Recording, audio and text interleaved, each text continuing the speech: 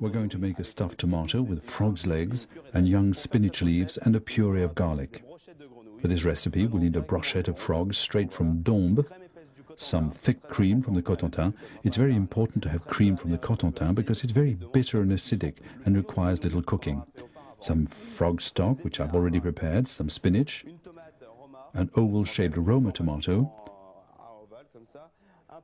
a splash of dry white wine, some cloves of garlic, shallots, and there you are. So, with the cloves of garlic, which have been cooked in half milk, half cream, I've begun to make the puree. So I've left it to cook for about an hour to an hour and a half, and once they're nice and tender, you remove the skin, you slice them up and you strain them, and that gives you a very nice garlic puree. Alongside this, we've prepared a frog stock with the carcasses of the frogs, and you leave them to infuse in the juice of the shells you've prepared in advance, and that gives you an excellent frog stock. There. I remove them from the skewer, and then I cut up the body. And along with the frogs, which we're going to keep here with our frog stock and our garlic puree, we need to prepare the tomatoes. First we peel the tomatoes, and to do that, you remove the center here like this, you take out the peduncle, and you make a cross. Now we can start cooking the spinach. So as soon as the oil is hot, you place all the spinach into it. It just takes a moment, like that.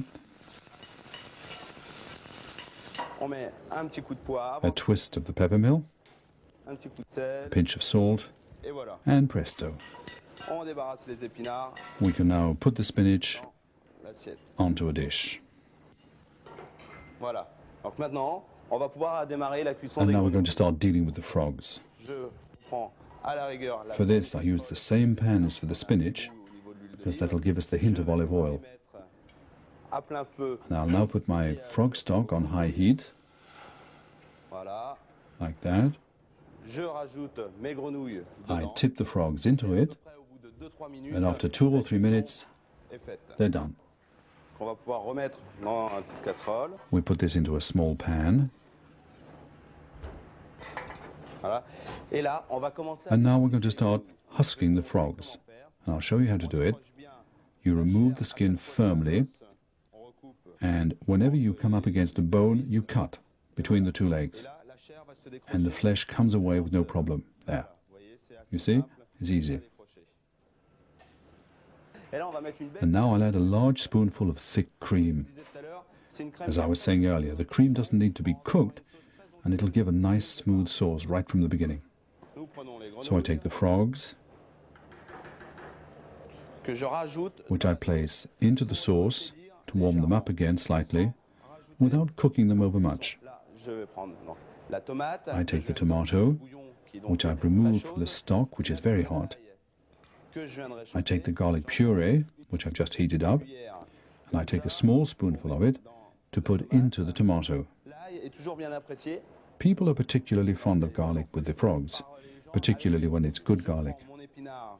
So I take the spinach that I've just cooked. I take the frogs, if possible, to put into the tomato. You add a few more around for decoration, and the others you put all around. And then I add some finely chopped shallot to the rest of the sauce, a touch of rosemary for decoration, and there you are.